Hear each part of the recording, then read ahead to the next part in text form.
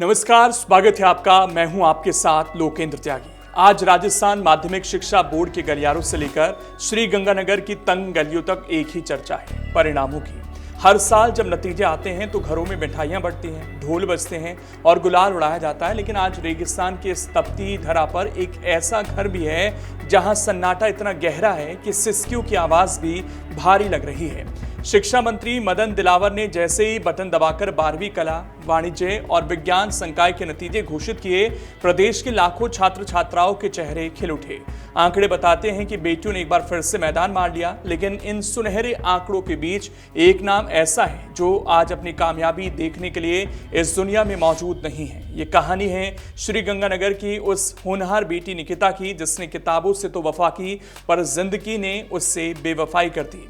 राजकीय उच्च माध्यमिक विद्यालय 7 KN की इस छात्रा ने कला संकाय में 93.80% अंक हासिल किए।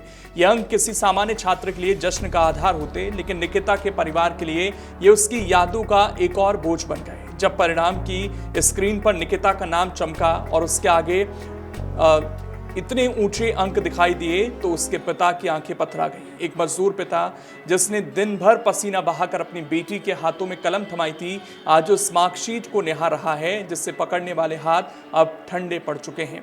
निकिता की मेहनत का अंदाजा इसी बात से लगाया जा सकता है कि गरीबी और सीमित संसाधनों के बावजूद उसने कभी पढ़ाई से मुंह नहीं मोड़ा। उसके माता पिता बताते हैं कि वो अक्सर कहती थी कि वो पढ़ लिख कर परिवार के दुखों को दूर करेगी। परीक्षा खत्म होने के बाद जब बाकी बच्चे छुट्टियों की योजना बना रहे थे, तब नियति ने निकिता के लिए कुछ और ही लिख रखा था। अचानक तबीयत बिगड़ने पर उसे पीलिया जैसी बीमारी ने अपनी जकड़ में ले लिया। इलाज के लिए उसे बीकानेर ले जाया गया। डॉक्टरों की टीम ने भरसक प्रयास किए, लेकिन 20 मार्च की वो काली तारीख निकिता को हमसे छीन ले गई। परिणाम आने से महज 11 दिन पहले एक उड़ान भरने वाली चिड़िया खामोश हो गई।